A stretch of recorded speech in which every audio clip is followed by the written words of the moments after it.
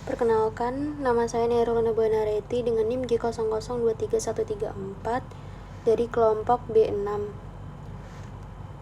Di sini saya akan menjelaskan pemeriksaan yang dapat dilakukan untuk pengecekan apakah ibu dapat melahirkan secara pervagina atau tidak.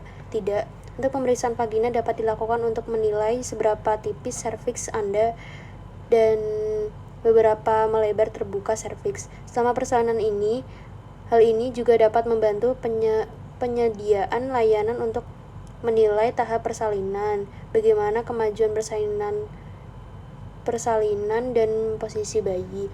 Untuk melakukan pemeriksaan ini itu seperti tekanan sepanjang perut bagian bawah atau perut untuk merasakan kelainan atau area sensitif, kemudian dilihat dan disentuh area vulvanya, kemudian usap kapas di vulva untuk dikirim untuk kemudian selanjutnya membuka vagina dengan penjepit plastik atau logam disebut spekulum sehingga dapat melihat leher rahim.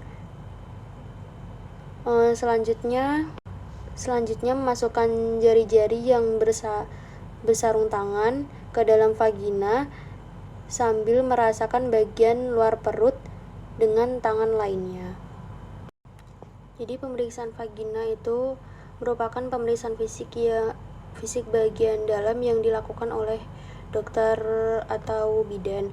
Dalam pemeriksaan kasus selama kehamilan, prosedur ini membantu dokter atau bidan menilai serviks untuk membantu memahami kesiapan dan kemajuan dalam persalinan. Jika dilakukan persalinan serviks atau pap smear, spekulum digunakan untuk membuka dinding vagina agar leher rahim dapat terlihat dengan jelas.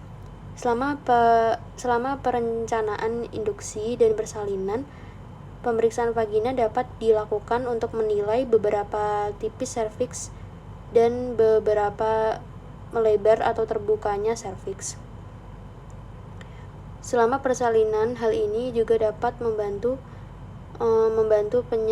penyediaan layanan untuk menilai tahapan persalinan, bagaimana kemajuan persalinan dan posisi pada bayi.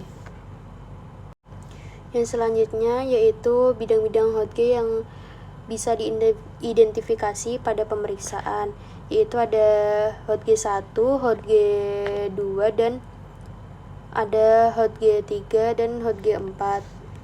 Untuk yang pertama-tama Hodge 1 itu bidang yang setinggi PAP yang dibentuk oleh promontorium articulatio sacroiliaca dan sayap sacroilineal innominata, ramus superior os pubis, tepi atas simfasis pubis. Kemudian ada Hodge 2 yaitu bidang setinggi pinggir bawah simfasis pubis berhimpit dengan PAP Hodge 1.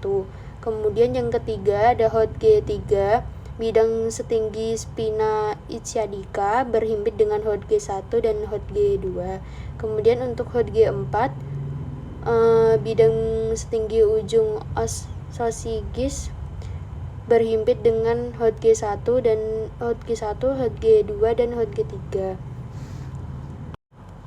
Jenis selanjutnya yaitu pelvis pada wanita yang dapat melahirkan secara pervagina. Ada ginokoid, android, dan antropoid, dan platypus. Yang pertama yaitu ginekoid, yaitu adalah jenis panggul yang paling umum pada wanita umumnya, yang dianggap sebagai panggul khas wanita berbentuk keseluruhannya bulat, dangkal, dan terbuka. Selanjutnya ada android, yaitu panggul jenis ini lebih mirip dengan panggul pria. Ini lebih sempit dari panggul ginekoid yang bentukannya lebih mirip seperti jantung atau baji. Kemudian ada antropoid, yaitu pelvis antropoid sempit dan dalam, bentukannya mirip dengan telur tegak atau lonjong.